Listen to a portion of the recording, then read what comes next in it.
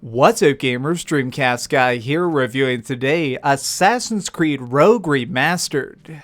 This stealthy series has really seen its highs and lows over the last decade, but recently it's had a big revival. With the release of AC Origins, these slashy sandbox simulators have gained a ton of new fans. However, while that one was interesting, it's not my favorite. On the other hand, Assassin's Creed Rogue, in my opinion, is the greatest game in the entire franchise. But does that make this a remaster worth buying? Let's face facts. The main reason people keep getting these games is because of the cool historical settings, the really cool stories, and the fact that we get to go around being a total freaking badass.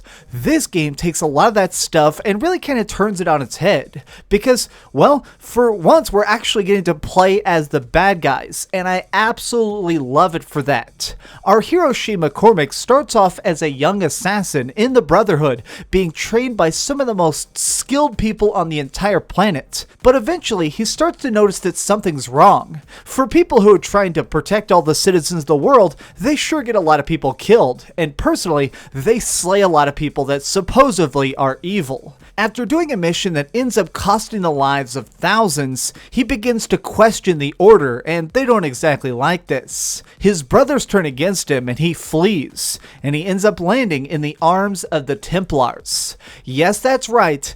In this freaking game, you actually get to be the ultimate villains, and I have to say, it does this in a really cool way. I really feel like they give an honest look of the other side of the fight, displaying that if you are the bad guy, a lot of times you still think that you are the hero, that you're fighting for what is right. And the whole time you're going through this plot, it's hard not to completely relate with them. I mean, you are doing your best to try and save early colonial America, and in your own way, each mission sort of pursues the goals of your own personal journey. I really like Shane McCormick as a hero because he is so driven. He sort of walks us through his thinking a lot, and we kind of get to understand his reasoning behind joining the Templars and why he does see them as the people who could save the world. Rogue is really strange because in many ways it's sort of a remix of several other Assassin's Creeds. You sort of have a lot of the environments of Assassin's Creed 3, you have the sailing of Ps4, and you have a lot of the combat of the early Assassin's Creed Ezio trilogy.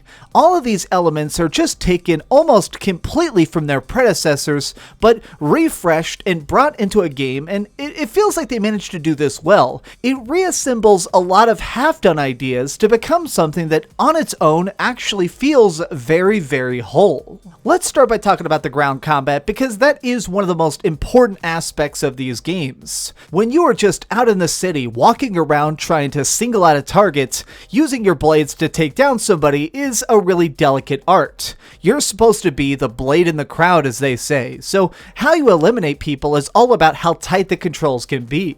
And I have to say, they definitely do things right. This is the classic Assassin's Creed control style though, which means that you have one button for countering, one button for stabbing, and basically a button for climbing. It's a system that is much more dumbed down from Assassin's Creed Origins, but personally I like it for that. It keeps you much more connected to your character when you remember that this is all just about a certain amount of button presses, and it keeps you a lot more alert of all the different people who are constantly coming for you. Something that is heavily emphasized in Rogue is the art of being invisible, making sure you are not seen. In fact, most missions will actually give you a special bonus if you manage to complete them without ever being spotted. One of the new things being introduced is these bases, enemy encampments. In order to take them over and free them for the city, you need to go in, eliminate the head captain that's basically leading these people, and cut down their flag. Doing this successfully without ever being seen by anybody will give you a huge reward, and these are actually very, very important.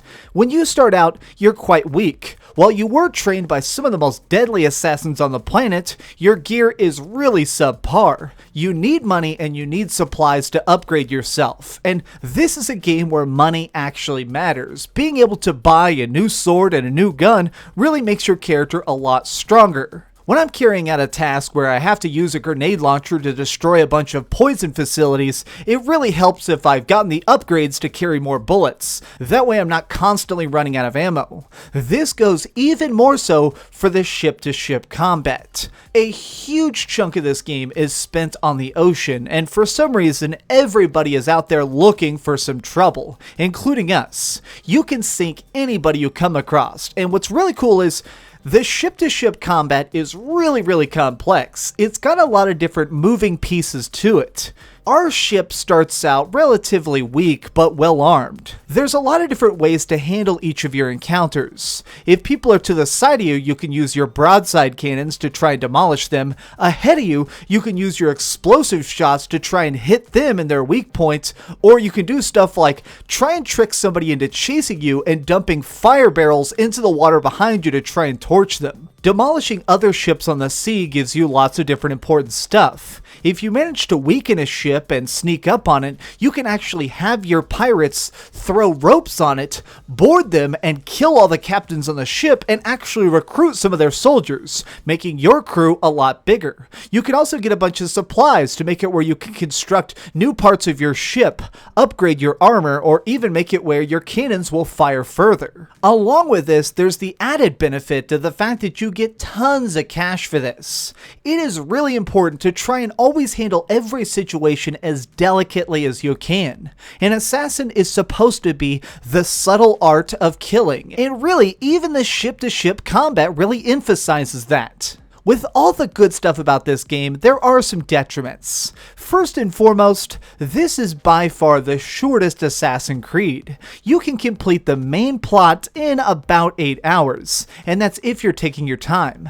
This is a game that's definitely more about the side quests, which are littered everywhere. You can stop and explore the abandoned wreckage of a ship up in an iceberg, or stop to talk to civilians to figure out different ways you can try and rescue local people in trouble. All of that is really fun, and I actually really like it, but I just want to warn you that if you're looking for one of the longer campaigns, this is definitely not it.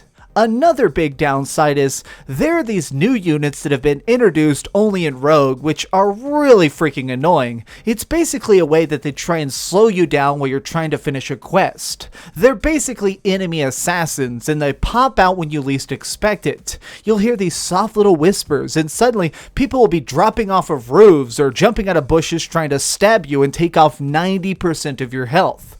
The only reason that these characters exist is to clearly try and drag out the storyline a bit, and it feels a little bit weird. The last thing, and it's something that I hate to even bring up, is this game is honestly a rather lazy remaster. I can't tell what they've even added to it.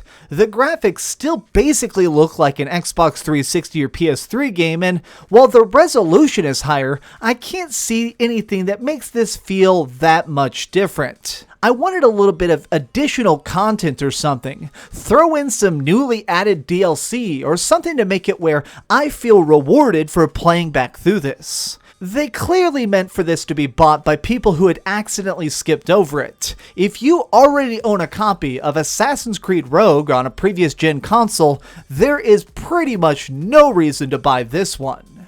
Okay, so we've heard some good and some bad, but let's go over to the ratings board and put a big number on it. I am giving Assassin's Creed Rogue Remastered an 8.5 out of 10. It's really fascinating to kind of see the lesser known games and famous franchises. This project is really stellar, and going through it again has really kind of reminded me that this is really one of the best parts of this incredibly long franchise.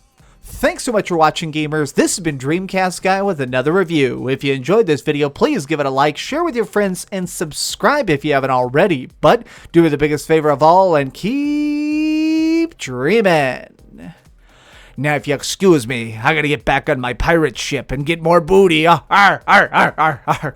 All right, I gotta stop doing this. Can you believe this is my job? What am I doing?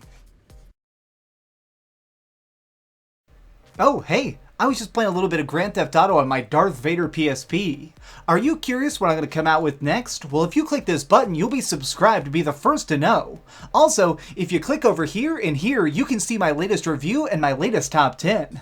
I promise, it was super good. Or it was really bad and I'm sure you can just make fun of me in the comments. Either way, it'll be a lot of fun. Thanks so much for watching.